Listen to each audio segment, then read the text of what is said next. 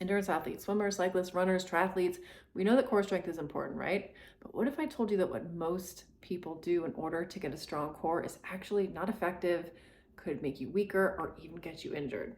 Stick around for the next few minutes and I'm going to give you my 5-point framework that I employ with every single private or group coaching client. So before I get into this, who am I and how can I say all this? So my name's Alexis. I'm the founder of the Endurance Hub, where I help other endurance athletes get stronger, fitter, and faster from the inside out, from their core, but without wasting time wondering, what should I be doing? Where should I be feeling this? Or is this even working? And so I do this because I don't want to see other endurance athletes make the mistakes that I did. A little over 13 years ago, I had to quit running entirely because I had a pretty painful disc injury and I was only 29 years old. So this is the kind of thing that you might hear of people experiencing in their 50s or something. And here I was, I couldn't even sit at my desk without being in tears. So fast forward to now, I'm stronger than I ever was, and I'm continuing to do the sports that I love, and I'm here to help you do the same. So back to what I was saying. When you think of core strength, you probably think of ab strength, right? And that's not entirely incorrect. And that's what I used to think of when I thought of core strength too. But here's the problem. That's only like literally scratching the surface when it comes to core strength. So that gets me to the first thing that we need to do. First part of my framework. So number one is we need to actually find our core. So if we're just doing abs exercises like crunches and maybe some planks here and there, that's actually not the kind of strength that we need as endurance athletes or even really functional human beings. So we first need to learn that our core is a whole network of muscles that are deep and intrinsic, and you might not even have heard of them before. So things like your diaphragm and your pelvic floor and your multifidi, we need to know where these are and what they do so that we can actually make them stronger. Okay, and the downside of not doing this is we just waste time doing a bunch of abs exercises that don't actually give us the strength that we need, and we're not strengthening our entire core. So number two, we need to activate our core.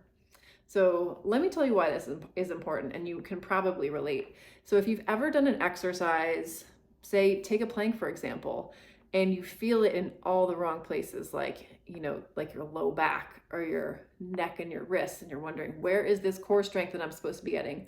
Or if you're doing leg lifts, when you're lying on your back and you're lifting and lowering your legs and you're feeling it in places like your hip flexors and your low back, and you're wondering, aren't I supposed to be feeling this somewhere like here or something?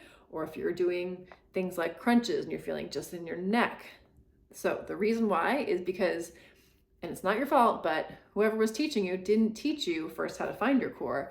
And that second, you have to activate your core, meaning you have to create a mind-body connection. Because if these muscles are deep and you don't even know where they are or what they're called, how are you going to strengthen them?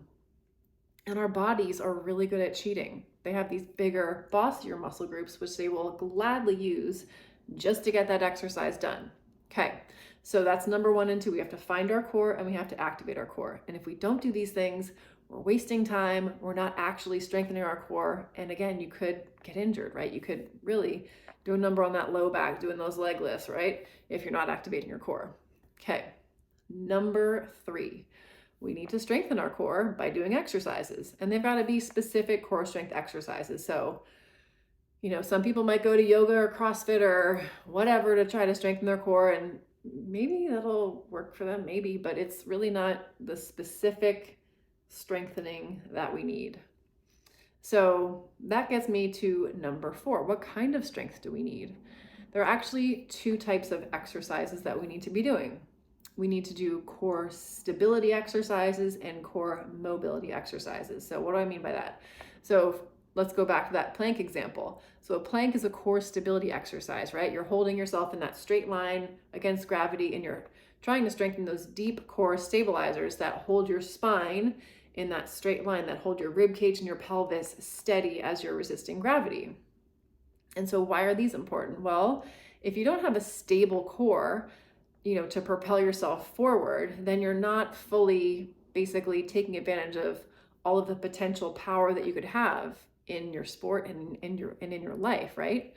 So we need to work on these core stabilizers, And then we also need to work on our core mobilizers, so other muscles, which do 4 things. I know it's getting a little complicated now, but so when I'm talking about core mobility, our spine moves in 4 directions. So we have flexion, which is forward bending. We've got extension, which is backward bending. We've got side bending, and then we've got rotation. So any core strength workout needs to hit all of these 4 spinal mechanics. And here's the thing, most trainers or YouTube workouts or abs classes, what do, right? A bunch of abs exercises that involve flexion, flexion, flexion. We need some flexion, but we also need to counterbalance all of that flexion that we encounter with our everyday life, sitting on our desk, driving our car, riding our bike, running. All of our lives are on this plane of motion.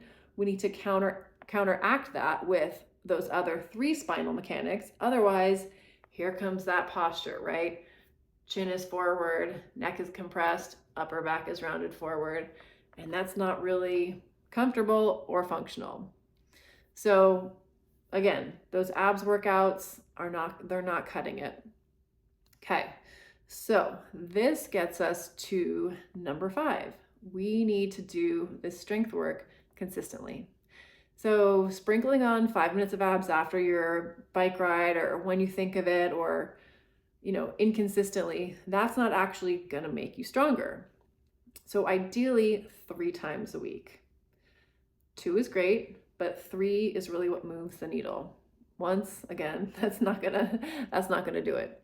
So I actually have a name for all of this. I call it my FAST method. So find your core, activate your core, strengthen your core 3 times a week. So again, to go over this whole 5-point framework, number 1, find your core, activate your core, strengthen your core with 2 types of exercises 3 times a week. So at this point, you might be saying, Alexis, that is so crazy overwhelming. How am I going to remember that? Am I supposed to write these workouts? Like, how am I going to do this? It's just so much easier to just Google core strength workout and do some abs exercises. It might be easier, but it's not going to be effective.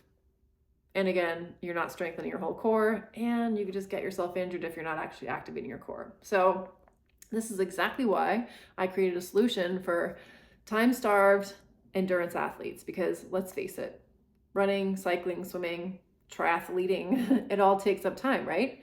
But who wants to spend time on that on the injured list? So we need to be able to work in this our core strength and hit these 5 points if we want to actually be effective. So that's why I created the Endurance Hub. So as soon as I hit stop on this video, I am gonna move right over here and I'm gonna record a workout for my members. And on Sunday, they're gonna get it in their inbox. And then their mission is to do it 3 times during the week. Super easy. So no more wondering what you should be doing, where you should be feeling, what you should be feeling. I'm cueing the whole thing as if I was right next to you. So let me ask you, if you actually want to get stronger, fitter, and faster and avoid overuse injury and actually get stronger, I'm talking within weeks, I can be your core strength coach. So would you take me up on that? So I'm going to post the link below to the Endurance Hub. Lots of other members are getting stronger, fitter, and faster without wasting time, and we're just waiting for you to join us. So click that link below and we'll see you inside.